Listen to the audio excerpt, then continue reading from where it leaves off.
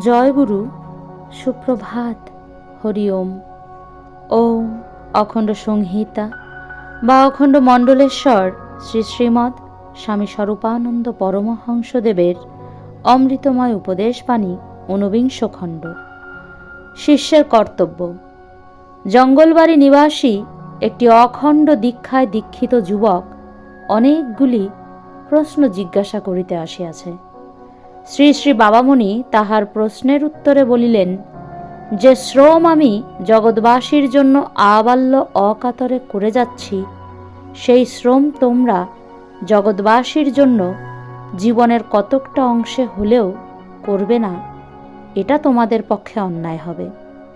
তোমাদের কর্তব্য হচ্ছে তোমাদের যার ভিতরে যে সৎ গুণটুকু আভাসে ইঙ্গিতেও বিদ্যমান, চেষ্টা দ্বারা, যত্নের দ্বারা, নিয়ত অনুশীলনের দ্বারা তাকে শতগুণে বর্ধিত করে নিয়ে জগতের কল্যাণের জন্য তাকে প্রয়োগ করা।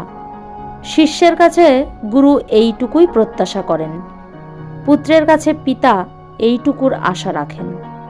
প্রতিটি দিনের একটুখানি করে সময় তোমরা এজন্য আলাদা করে রাখো। ওই সময়টুকুতে এমন কাজ কিছু না কিছু করবে যাতে তোমার অন্তরের ঐশ্বর্য বাড়ে এবং জগতের কল্যাণ সাধিত হয়। হরি ওম।